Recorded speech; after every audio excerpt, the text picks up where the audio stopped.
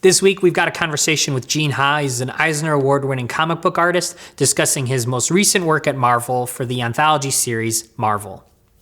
Was reading the Marvels book. I think, if I'm not mistaken, that was the idea of an anthology book in the Marvel universe, shepherded by Alex Ross. That was, I think, the initial pitch for Marvels that he did with Kurt Busiek back in the 90s, if I'm not mistaken. So it's really kind of nice to see him get to his initial vision to kind of create it and bring in a lot of talented people to work on it. And I was super delighted to see your name in the credits in the last month's issue, I believe in February. I believe it's issue 5 of 6. So how did you get involved with the project? I've known Alex for ages. We're about the same age, but he broke into comics when I was in my freshman year of college. Okay. So when I first met him, I thought of him as, like, despite being close in age, like he was an old man of comics. Right, yeah. He's a year younger than me. Oh, wow. Yeah, so he was doing fully painted, airbrushed comics pretty close to his Marvel work. Mm-hmm. When I was just out of high school, and he was a year younger than me. Yeah, I mean, just like it was between freshman and sophomore year that I first saw his work, I think. Okay. Or something crazy early like that. And it's kind of like, I don't know how he got that good, though his mom was an illustrator. Anyway. Yes, I do remember seeing some both around the same generation of comic book creators, and he's also a Chicago homeboy like me. So yes, excellent. So you guys have known each other for plenty of years, and this was just a good opportunity for him to bring you in on a project that involved dozens of creators across multiple issues. Yeah, and he respects my work. He likes my ideas. Though I will say one of the terrifying things about Alex Ross is he'll say, "Oh, that's a really good idea. Do you mind if I use it?" And then he'll do it so much better. So much better, yeah. Yeah, I can see that. He does everything in comics art well. Yes. It's like he does. I'm famous for my cartoony, quick caricatures and likenesses. Yeah. He doesn't do that, but when he does, much better than mine. Yeah, he's better. I always say, because people have a lot of opinions about who's a good comic book artist. Opinions obviously vary differently, but I always say that he kind of nails he checks every box, you know what I mean? He does great character design, he does great covers, he does great interiors, he does great likenesses, he has great concepts for books. So he does kind of run the full gamut of, like, he checks all the boxes of knowing exactly how to intellectually put together a comic book. Yeah, he's got a visual imagination inside his head, totally apart from his ability to get it on the page. Inside his head, his ability to visually imagine epic scenes, to understand the anatomy, the lighting, everything, and just imagine it in his head and put it together into a composition that works. Yeah, is close to unmatched in American comics. Yeah. And then his ability to get it onto the page in physical media is unmatched in American comics. Yeah, I absolutely agree. It's like it's always great to see his stuff. So I was very glad to see two of my favorite comic book artists kind of working on the same book together. Now, the story you did was like a Wong-centric story. Did you get assigned and they said this is what the story's going to be, or did they approach you and say, hey, what do you guys want to do? I'll say, as far as I know, I think Alex did personal outreach to all the creators on the series. Okay. And he pretty much asked everyone, as long as someone else hasn't claimed it already, who do you want to do? Yeah. And honestly, there was a glut of people who all decided they all wanted to do Doctor Strange. Yeah. And it was like, we don't want that many Doctor Strange stories. And my bookend tales on each issue is Doctor Strange. Right. So we could use less Doctor Strange, honestly. Yeah. No, why do you think everyone gravitated towards Doctor Strange? Just visual happened because and maybe the so movie visually appealed to people, but for me it was I threw it to my writer Xander Cannon, who do you want to write? And his instant reaction was Doctor Strange. Yeah. And then we began playing with it, and it's like, if we're not going to do Doctor Strange, and we could really push for it, and we could probably get permission to do Doctor Strange. Sure. But let's look for an alternative that's still fun, and we came up with Let's Play with Wong. Yeah. That sounds wrong to say. Yeah, it does. But I get you. The fans know what you're talking about. I obviously read your story. It's very good stuff. Do you use a lot of references? Alex Ross obviously does like photos and he does costumings and all this stuff. Do you do a lot of reference work when you're working? I don't have it out with me right now. I'm not sure where it is, but I bought a little tiny doll head Okay. of like one of those photorealistic ones that actually look like a miniature real head Yeah. of a Chinese movie action star who's not popular in the United States. I can't remember his name off my hand right now, but yeah, I used him for reference, partially because I was so afraid I would accidentally drift into making the Wong look like me. Okay. Because do you And do like a I lot of look, like self references? Like if you're getting a pose, you take like a oh picture with yeah, like a yeah, camera and stuff? Yeah. yeah, and I have a mirror right, like a floor mirror right over there. Yeah. I'm at my drafting table right now. But yeah, it'd just be so easy to do it. Sure. But I'm also distinctively Korean looking, and Wong is supposed to be Chinese or Chinese Tibetan. Right. So I've literally walked into a Chinese restaurant to pick up a takeout order to take home, and while waiting for it, the cashier, a guy from China, just kind of like looked at me and said, "You know, I really like kimchi."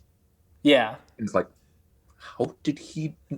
Oh yeah, I like it too. I grew Right, up, right. and they know I look really Korean, so I didn't Right. They can want tell. Wong to look like me. Yeah, Yeah.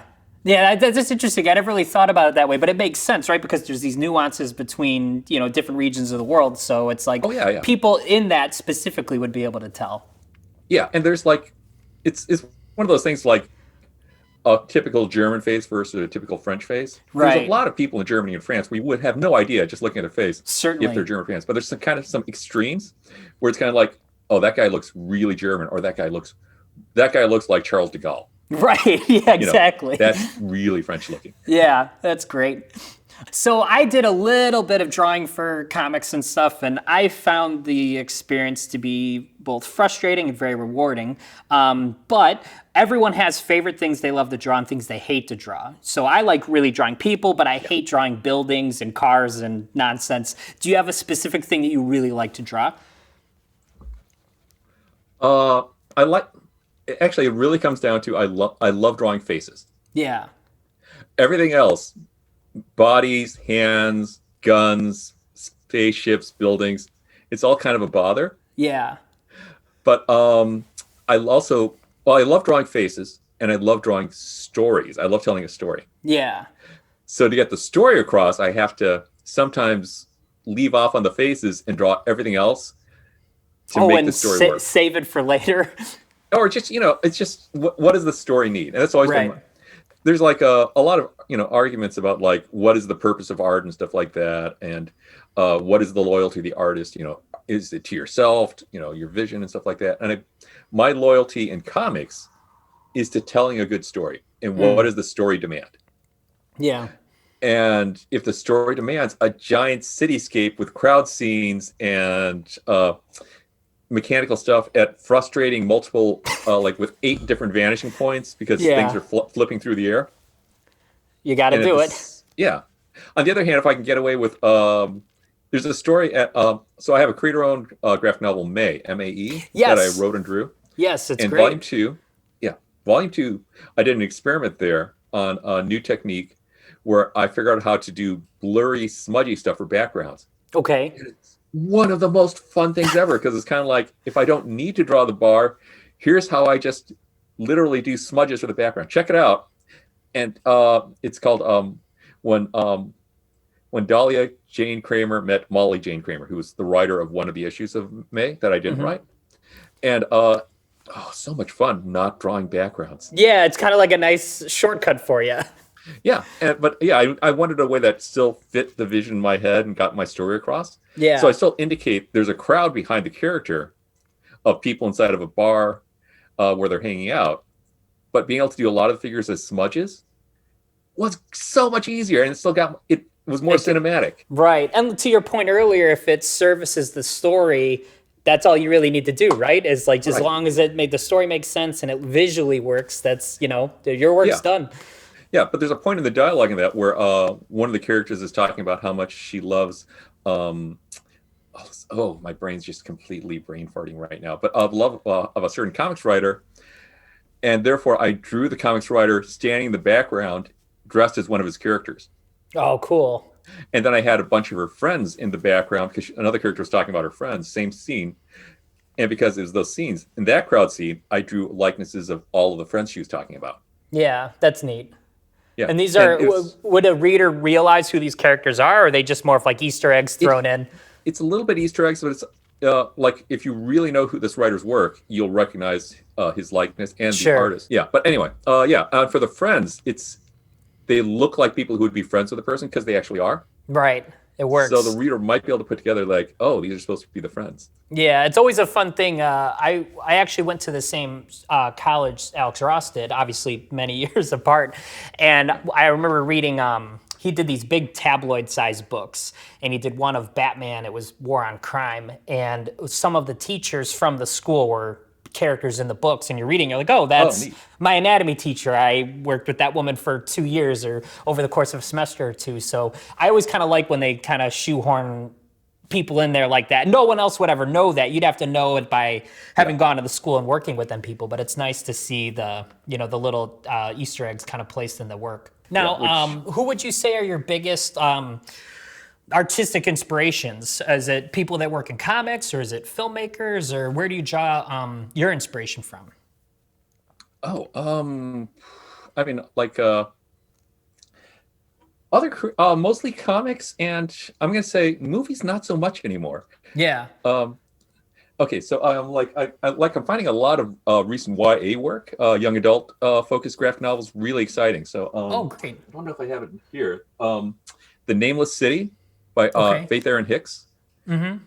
Epic story, beautifully drawn, beautifully colored. It's like I've always loved her work, but this is like a leap beyond what she's been doing before. Okay. But then also, okay, TV versus movies. I used to love movies when I was in college, and TV less so.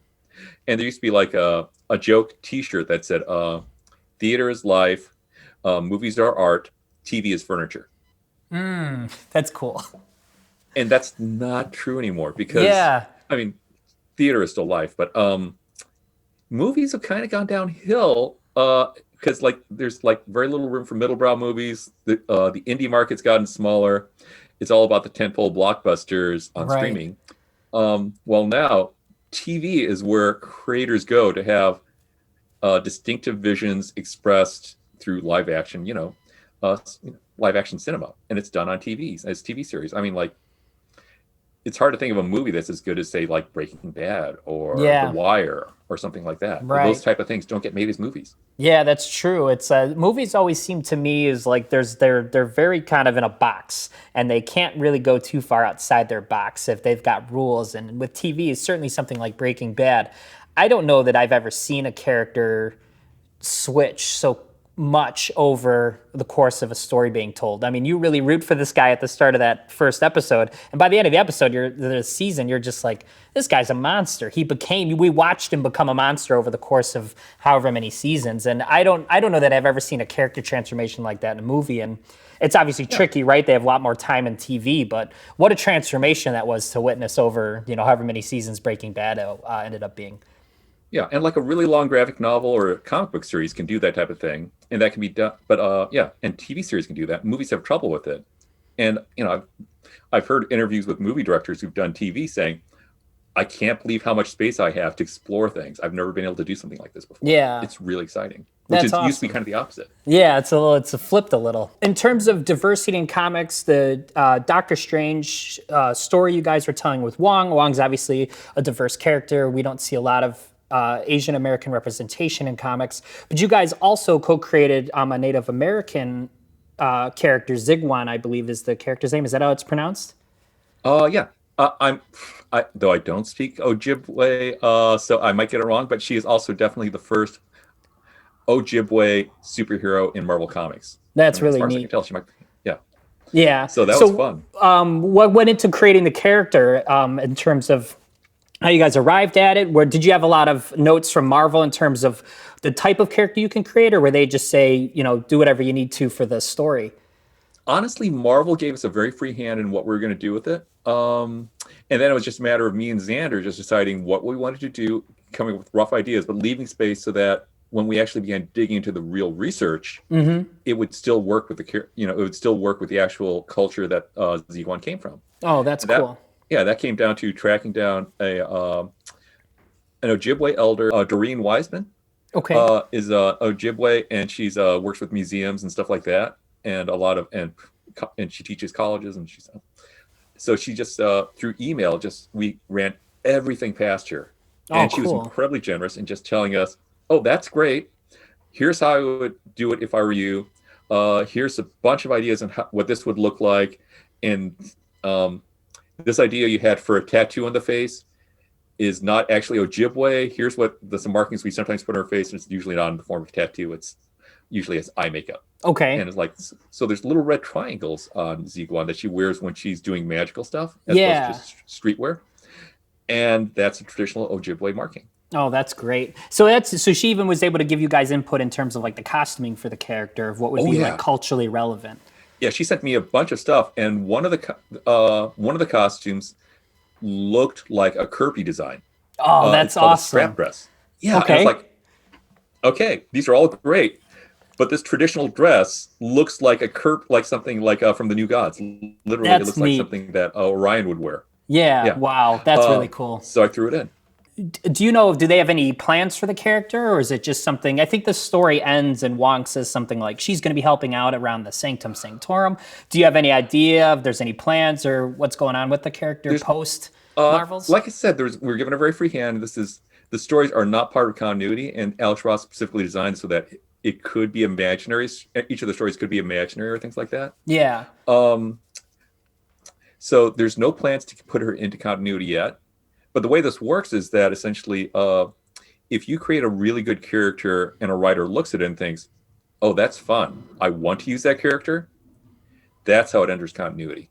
Oh, okay. So it's something that could come later through a different writer, a creative team finding it and saying, there's a story worth telling here. Yeah, and I'm in an issue of Alex Ross's Marvels with, of course, Alex Ross's story, the bookend story, and with Adam Hughes, and Yeah, Adam Hughes. I saw that it was like a Nick Fury during the war story. Was really cool.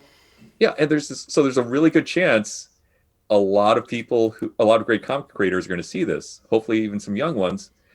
And it could be like next year someone will use Ziguan, or it could be. I mean, it might be one of those things where there's the early 1960s, I believe, or late 1950s Batwoman.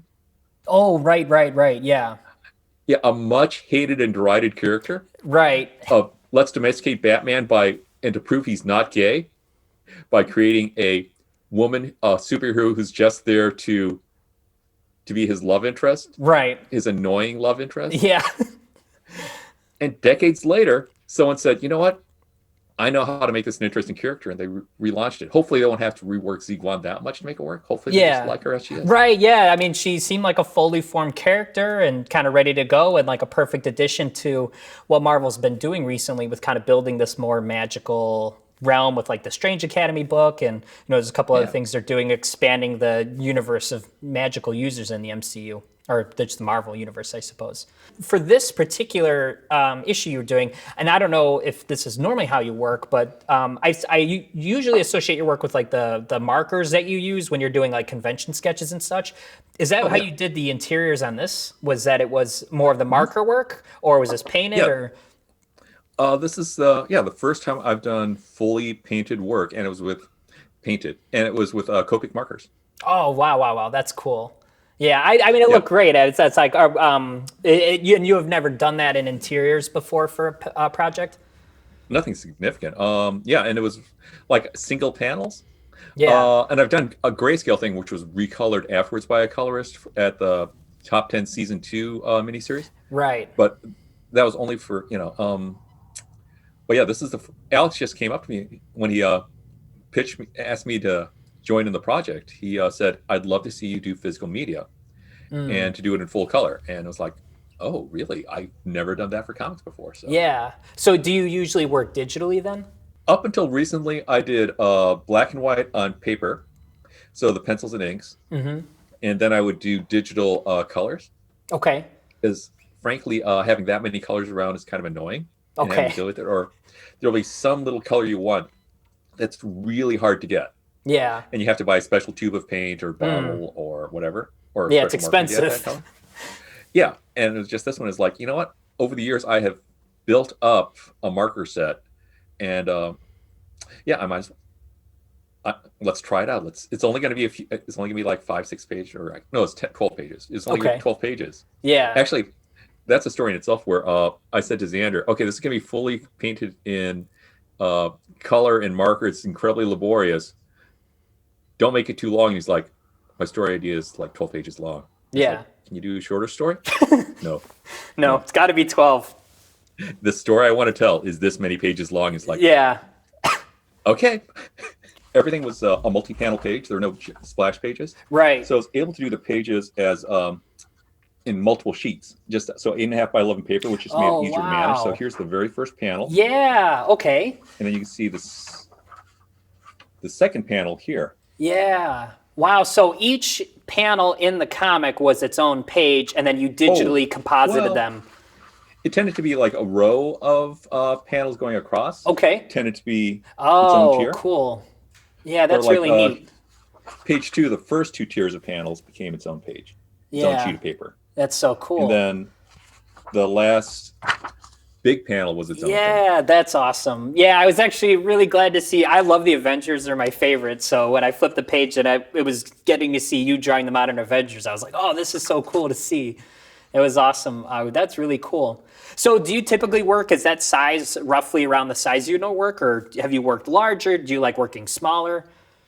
If I could have gotten away with doing one 8.5 by 11 sheet per page, I would have done it. But I also knew that it would come out really fuzzy looking. Okay. And that's just from experience of seeing it in your previous work. Yeah, it helps to shrink it down. Even doing it the size I did, it was still a little fuzzy edged because it's marker and watercolor and stuff like that. And sure. Because I'm not Alex Ross. But yeah, like I love working at 8.5 by 11 for marker or smaller. Okay, so that's cool. Last night I was playing D&D online with some friends. Yeah, and then I call it a discipline. The common rule in every good role-playing game and tabletop board game is take your turn and then give everyone else their turns. Okay, yeah, so that makes sense. Part of the way I do that. Yeah, so when it's not my turn, I draw so that way I don't chime in. That's interesting. Very cool. So you've been playing D&D for how long have you been playing D&D for? Yeah, a little bit. I've been done occasional role-playing game campaigns throughout my career, but like I'll go for like a few months and then quit, a few months and quit. Yeah. And this kind of dragged me a lot more in than I ever was before. Yeah. Because honestly, I liked it with my hobbies, don't get in the way of comics or even reinforce comics. So having my local comic shop do the D&D game was a lot more tempting than local game shop or local library or something like that. Absolutely, yeah. I've had the similar. I've kind of fall out for a while, and I get back into D&D because it's just getting that many people organized and to set aside 4 or 5 hours every week is tricky. But I do miss it. It's a lot of fun when you can do it, and it's always great when you find somebody else who does it because it seems like kind of a rare thing. But then maybe it's a little bit more underground than I'm used to. It seems like so many more people always are playing than I'm aware of. The weird thing is D&D is getting literally bigger now than it's been since at least the 1980s. Yeah. And it might be bigger. And there's like this thing that didn't happen back then where people are actually making livings being professional dungeon masters. Yeah, that's wild. Yeah, this has never existed before inside of the tabletop role-playing world. People are becoming famous as video dungeon stars. Masters. Yeah, for dungeon mastering online and stuff like that. Yeah. Oh, I just started following kind of a folk punk rock band called the Accidentals from Michigan. Okay.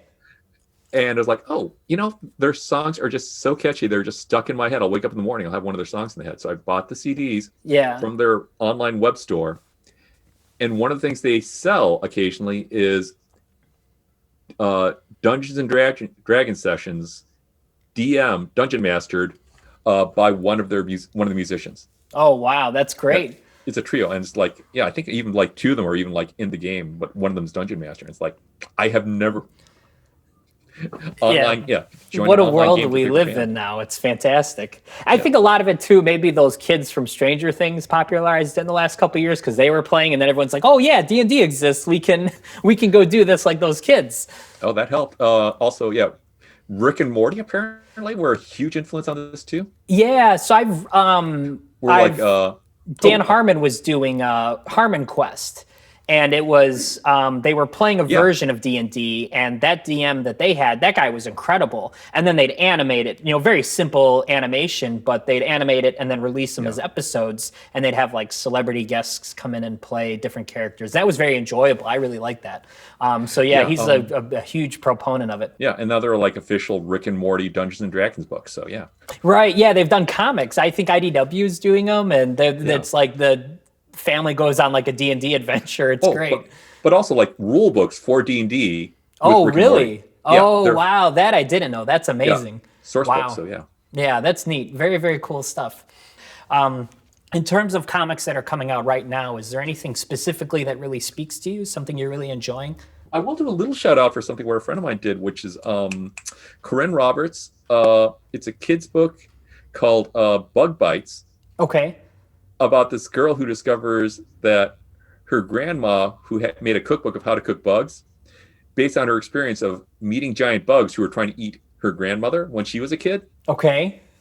And then these bugs come back up to the surface of the earth and grab her new best friend.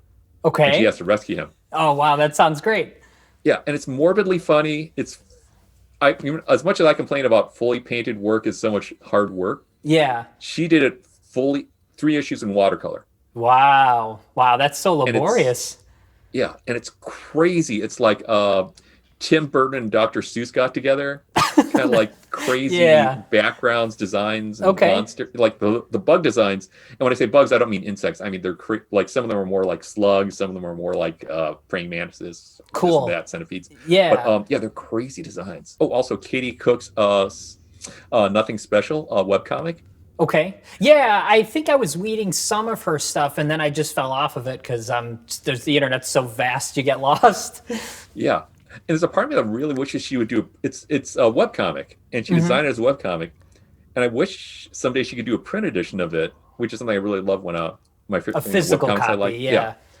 But because it's a webcomic, she's done that whole Scott McCloud thing of doing things impossible in print as we know it. So she'll have a panel that just stretches for like a shape like this. Yeah.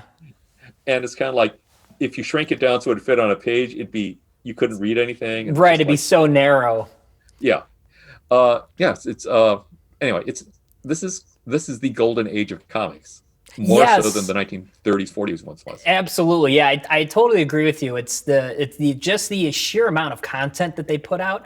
And it's anyone can do comics now. It's like, especially with the internet now, we're overflowing with good stuff. One of you had mentioned young adult books that you've been really digging. Did you read the I'm trying to find what it was called. I had it recently. Chris Samnee, Joanna and the Unpossibles. Oh no. Oh, it's really good. You might dig it. It's him and his wife are doing it together. I think his wife's name's Laura, and I think Samnee is the way it's pronounced. I might be mistaken. Apologies to him if I'm butchering his name. Yeah. But it's they've got 2 daughters, and they wanted to create a comic that was something their young daughters can read. Oh. And it's just this adorable, beautiful adventure comic. I think only the first issue came out so far, back in maybe March.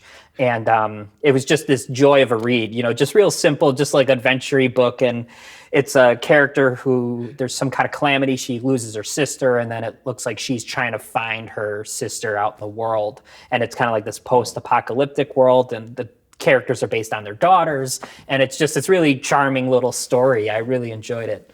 Oh, nice. I'm going to say one of the hard things for me with the pandemic is comics shop staff are my sommeliers. Yes. They guide me like what's good to read now. Yes. So it's awkward trying to have a long conversation in a comic shop. I will like drop by for 5 minutes every few months. Right. And then leave the comic shops. I don't really got to just chat, hang around for 30 minutes and just talk about what's good. That's the one thing I really miss in being in person with people is the hidden gems are now harder to find because you don't have the comic shop conversations to be able to say, oh, read this and check out this. And did you see this?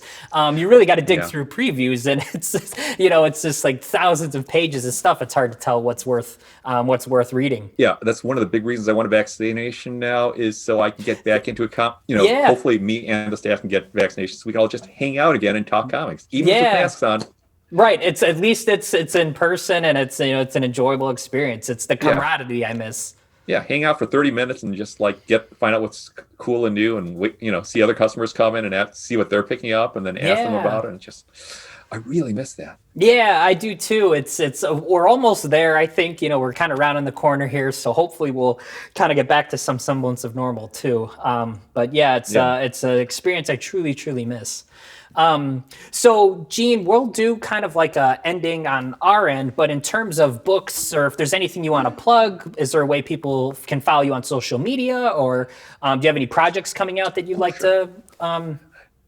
You can go to, if you can figure out how to spell my name, and I think even if you misspell it in Google, you'll find it, or it'll be on the captions on this video.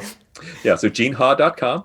There'll be links to my social media. Though I'm working on a long-term unannounced project for DC Comics right now. Oh, that's exciting. Yeah, and I can't reveal what it is. Okay.